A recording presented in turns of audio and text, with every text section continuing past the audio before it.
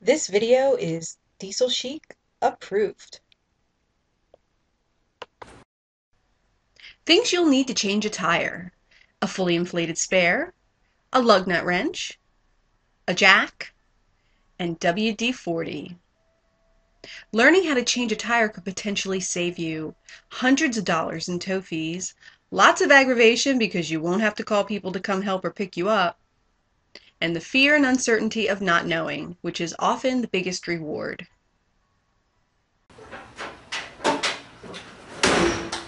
Hi, I'm Renee, and I'm going to show you the diesel chic way to change a tire. Now, if you're ever driving down the road and you start hearing and feeling the telltale thud that you've got a flat tire, don't panic. Slow down so you don't damage your rims, put your hazard lights on, and find the most level piece of ground that you can find.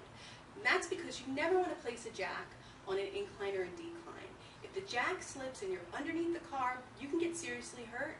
And if you've already taken the wheel off, you can damage all of the exposed parts, like the wheel mount, the rotor, and the axle. So don't do it. You'll end up spending a lot of money at the mechanic. Just better to be safe than sorry. Another really good thing to do if you're changing your tire is to place a chock underneath the opposite tire on the same axle. Now, a chock is something that you place underneath the tire, keeps the tire from rolling backwards. I've already placed a 2x4 behind the opposite front tire. If you've ever tried to change your own tire, you probably came up against the evil thing known as an overly tightened lug nut. I don't know. Either there's he-men doing it or the mechanics at the auto body shops don't know how to operate their air compressor wrenches. Either way, they're always too tight. And if you have been discouraged from changing your own tire because you've come up against overly tightened lug nuts, don't worry. Diesel Chic will show you tips and tricks to get those lug nuts off, and you'll be changing your tire in no time. Now, if your car has a lug nut cover like mine does, you're going to have to take that off first. Now, my lug nut wrench has a tapered end, and it's used for getting right underneath the slot along the lug nut cover to pry it off. If you don't have a lug nut wrench with a tapered end and you have one of these lug nut covers, you can use a flathead screwdriver. Now that I've got my lug nut cover off, there's still one more thing I need to do before I take off those lug nuts. And that's apply a little WD-40. You can use WD-40 or any similar penetrating lubricating oil, but really you want to put some of this on. You actually want to put this on whenever you're trying to take off any bolt or nut in your car that's been exposed to the elements that might be overly tightened. The last thing you want to do is strip a bolt. Now, a bolt is constructed like a hexagon, and it has sharp edges.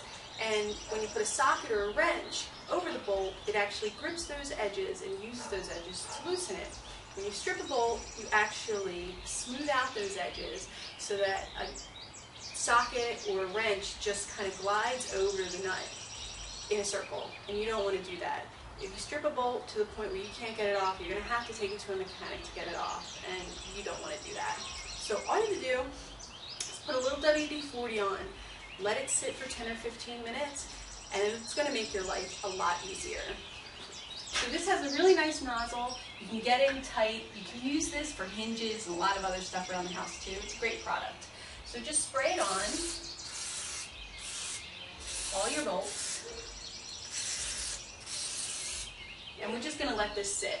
Alrighty, so the WD-40 has had a chance to penetrate, and we're about to take off some lug nuts. Now, the big secret about taking off lug nuts is you actually stand on the lug nut wrench. I know, crazy, right? Hey, it works. Now, in order to do that, you need to have a really good quality lug nut wrench. It needs to sit on the lug nut really securely, otherwise it's going to slip off, you're going to fall off, and you might wind up stripping your bolts. So make sure you have a really high quality, really tight fitting lug nut wrench. If one didn't come with your car, one didn't come with my car, it's pretty crappy, you're going to want to go out and buy one. It might run you about $30. I actually just bought one from Sears for about $11. Didn't work well, slipped right off the bolt, and you know, I'm going to have to take that back. Anyway, so you want to get a good quality lug nut wrench, because when you're putting all your force, all your weight on the lug nut wrench, you want to make sure that you're going to be safe and staying on the wrench. Just so you know, I have never taken this tire off. I did, however, take off the tire on the other front wheel, and these lug nuts were a pain in the butt to get off. They're very tight. I don't know when the last time they've been off. And if I were to try and take this off with just my upper body strength, I mean, I couldn't do it. I mean, I'm leaning into it. It's just a real pain in the butt. Now, if you're going to stand up on your lug nut wrench, you're going to want to be able to have something to hold on to. This is why I opened up my hood. I can hold on to the lip of the hood. If you're changing a rear tire, if you have a truck, you can just hold on to the truck bed. In a car, you can either hold on to the passenger, the luggage rail if you have one. You can open up your trunk, hold on to that. Open up your door, hold on to that. But you are going to want something to hold on to. So basically, all you do is you put your lug nut wrench on. You want your lug nut wrench facing left. You never heard the idiom, tighty righty, loosen lefty? Well, now you have. Bolts tighten to the right and they loosen to the left. So tighty righty, loosen lefty. So when you stand up on it, you want the bolt to turn to the left. So here we go. You're going to see how easy it is to get off a stubborn lug nut. You want to put all your weight on. It comes right off.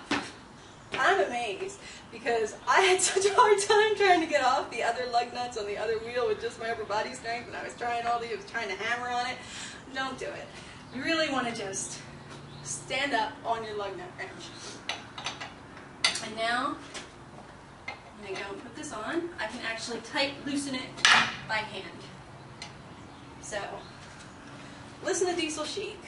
Get a really good lug nut wrench that you can stand up on, and you'll be able to take off any lug nut. Alrighty, so I have now loosened up all my lug nuts, and it's time to jack up the car. If you haven't noticed, my hands have gotten pretty greasy working on my tire right here. And a lot of that comes from the WD-40. It's always a good idea to wear gloves, and in fact, I'm going to go put some on now. Alrighty, I've got my gloves on, and I'm ready to jack up this truck. Now there's a couple of precautions you need to take before you start jacking your car. If you have a manual transmission, you want to make sure your car is in first gear. If you have an automatic transmission, you want to make sure your car is in park. And for both transmissions, better make sure that your emergency brake is on. Now you also need to figure out where your jack points are. In my truck, the jack point is right underneath the front shock absorber. But on a lot of passenger cars, your jack point is going to be on this part of the frame, and it's going to be a reinforced part of the frame. It's going to be right behind your front tire and right in front of your rear tire. And you don't want to just go jacking your car at any old point. You really need to put it on the jack point because it is reinforced. If you don't use a jack point, you're going to end up damaging your car. The best place to figure out where your jack points are is your owner's manual. If you don't have an owner's manual, look online. I actually found one for my truck online. And manufacturers, of course, are willing to sell you one if you want to pay for it.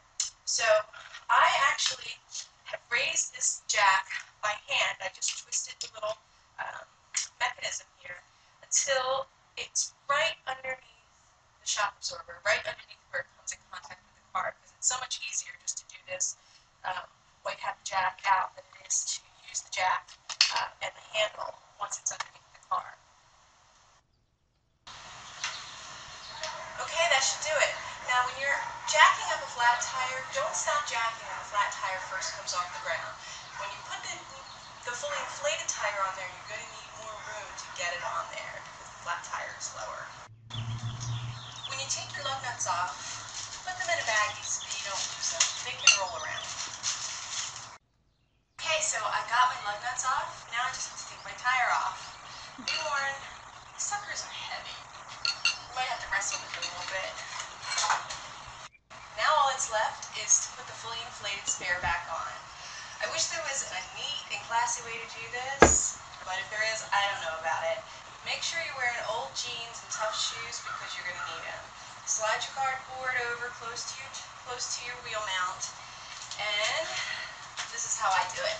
Get down on the ground and slide your tire fairly close to the wheel mount, and try and eyeball it, line up this opening with the lug nut posts, and then you lift the tire with your foot. loose. It's slipping on. Now all we have to do is put the lug nuts back on, and we are in business.